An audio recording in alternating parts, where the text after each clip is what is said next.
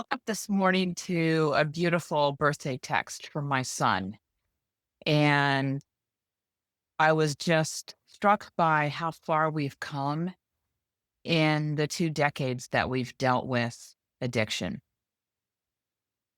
What an extraordinary journey it's been, one of a lot of heartbreak, but also one of a lot of gifts and lessons and opportunities, and in the midst of the crises when I have been cracked as wide open as possible, l always was present the opportunity for me to dig into what are the gifts embedded in this moment for me? What am I meant to learn with this experience? And so that text this morning from Sam was a beautiful reminder that as he is getting better and better and better, healing his brain and getting an extraordinary life back for himself and his family, how far we can come. And so I just want to give a little bit of conversation today about the journey of crisis, getting cracked wide open, and then coming full circle if that's a possibility on your journey. I know that in my journey, they refer to this, Joseph Campbell refers to this as the hero's journey.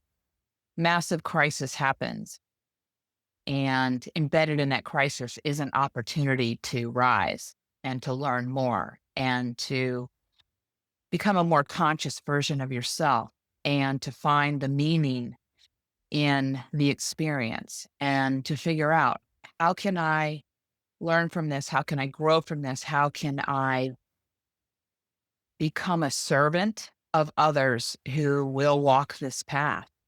And so it took, decades for me to continue to learn in all these iterations of dealing with my mom and my brother and my ex-husband and my son and other people that I've known along life's journey, to begin to continue to up level, up level, up level, become more aware, more aware, more aware, and to be able to consistently now live in the question of, why is this happening for me? Not why is this happening to me? And that one distinction is so critical to live in. The power of the questions that we live into determine the answers that we find. And I am wedded to and trained now in, I've, kind of rewired my neural pathways to be living into the question of, why is this happening for me? What are the gifts embedded in this experience for me? What am I meant to learn because of this experience? Because I believe every experience that shows up for us is an opportunity for us to learn a lesson or multiple lessons, or to get stronger at resilience, commitment to thriving, to learn how to thrive in the midst of a crisis, to exercise those muscles over and over and over again, and be intentional about growing those muscles and exercising those muscles. And so that becomes almost second nature when something shows up. I know now as I sit in today, this is 2025, 2026, I'm sorry. um, as I face the experiences with my clients, whether it's somebody committing suicide or somebody dying from cancer or somebody that's dealing with incest in the family, whatever is going on in people's lives has the potential to hijack them and keep them in the, why is this happening to me? And some of my clients that I've been able to work with long enough, even in the hardest of moments, that they're still dealing with the grief of a loss or the grief of the expectations that they had, the stories that they had about who their family was and who they were in their family. They are more able than ever to be in the grief and also be in the curiosity and the wonder and ask themselves, what are the lessons I'm meant to learn because of this experience? And to be able to recognize some of the gifts that are coming out of the experience. So if you find yourself in a crisis, please be very mindful of the questions that you're asking yourself. Stop asking, why is this happening to me? I firmly believe this is happening for you. And if you can live into that question and look for the gifts that are embedded, which potentially could be it's a wake up call to do life different. This is not the life that I want to be living.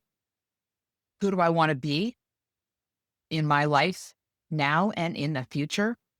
What boundaries do I want to draw? What relationships do I want to put to the side or walk away from? What new relationships do I want to create? How do I actually learn to trust? Because it's a trust journey. It's a faith journey. It's a courageous journey. And how can I thrive at the same time I'm navigating a crisis? And I'm here to say that you actually can thrive in the midst of a crisis. You can have joy in the midst of a crisis. You can laugh in the midst of a crisis. You can have happiness in the midst of a crisis. It's not an either or, it's an and.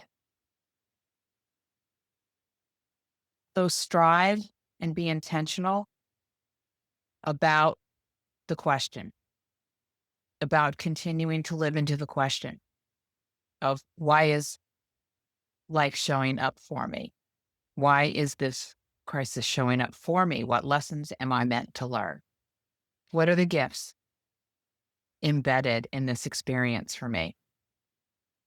And so, having come full circle in so many ways with my son, today is one of the best birthdays I've ever had because he is alive and he is thriving. I'm thriving.